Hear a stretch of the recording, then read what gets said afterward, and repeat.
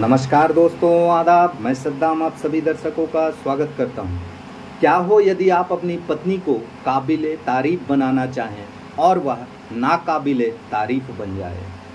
जी हाँ दोस्तों, याद होगा आपको उत्तर प्रदेश की चर्चित एसडीएम ज्योति मौर्य की तरह बंगाल की इस शिक्षिका ने भी अपनी प्रेमी डब्ल्यूबीसीएससी अधिकारी को पाने के लिए छोड़ा है रिटायर्ड क्लर्क पति का साथ। धोखेबाज पत्नी को पाने के लिए पिछले 12 वर्षों से दर बदर की ठोकरें खा रहा है रिटायर्ड क्लर्क पति।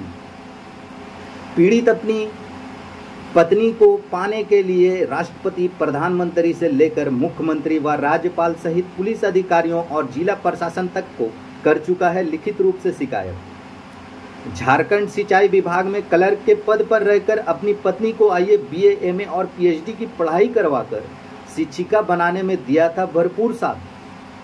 दोस्तों, आज हम सुनेंगे आसनसोल की घटना, जो उत्तर प्रदेश की चर्चित एसडीएम ज्योति मौर्य के द्वारा अपने सफाई कर्मी पति आलोक मौर्य को धोखा देकर होमगार्ड जिला कमांडेंट मनीष दुबे के साथ एक्स्ट्रा मैरिटल अफेयर का मामला अभी लोग भूले भी नहीं थे कि पश्चिम बंगाल आसनसोल दक्षिण थाना अंतर्गत इस्माइल मोड़, हटन road, Somai enclave flat number 401 में रहने वाली बनपुर के धर्मपुर प्री प्राइमरी स्कूल की शिक्षिका अर्चना कुमारी के ऊपर उनके झारखंड सिंचाई विभाग में रिटायर्ड क्लर्क पति सिद्धनाथ शर्मा ने गंभीर आरोप लगाए हैं।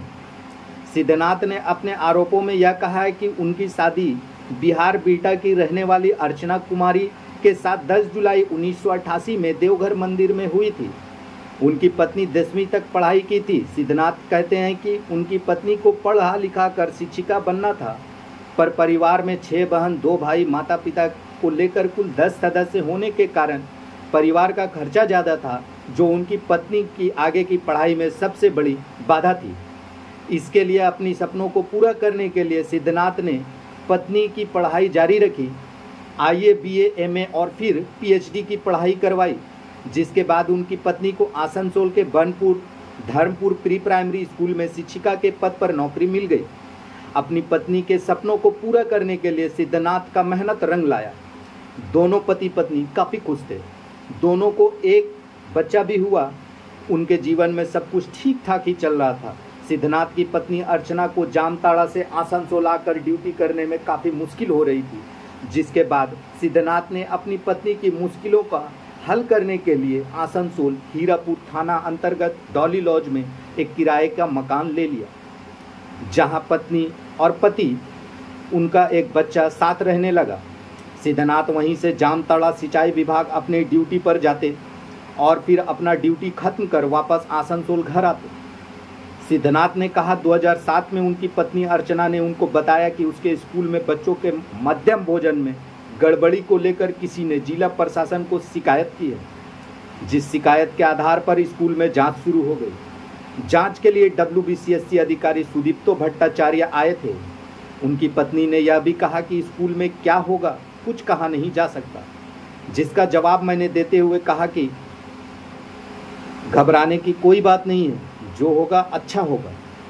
सिद्धनाथ ने अपनी पत्नी पर आरोप लगाते हुए यह कहा है कि उनकी पत्नी के मोबाइल पर आए दिन डब्ल्यूबीसीएससी अधिकारी सुदीप्तो भट्टाचार्य के बार बार फोन आता था। वह उनकी पत्नी से घंटों बात करता था।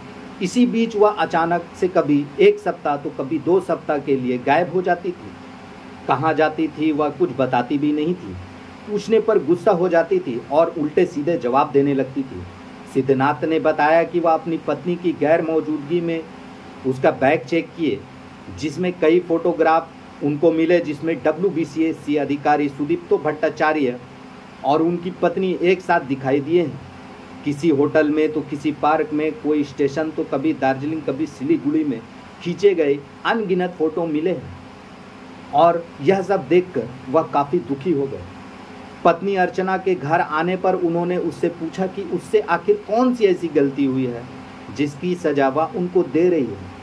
अर्चना ने गुस्से में आकर कहा, तुम ज़्यादा दिन जीने वाले नहीं हो, इसलिए मुझे सहारे की ज़रूरत है।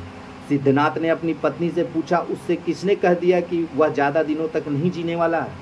अर्चना ने बताई कि डब्ल्यूबीसीएससी अधिकारी सुदीप्तो भट्टाचार्य ने यह बात उनसे बताई है। जिसके बाद सिद्धनाथ ने कहा कि वह क्या चाहती है। अर्चना ने अपने पति सिद्धनाथ को बताया कि वह WBCSC अधिकारी सुदीप्तो भट्टाचार्य के साथ रहना चाहती है, वह उसके साथ ही अपना जीवन बिताना चाहती है। उसने यह फैसला कर लिया है। जिसके बाद सिद्धनाथ अपनी पत्नी को मनाने और समझाने की कई कोशिशें की, पर वह नहीं मानी और हमारे बेटे को लेकर WBCSC अधिकारी सुदीप्तो भट्टाचार्य द्वारा दिए गए इस्माइल मोड़ स्थित फ्लैट में रहने चली गई।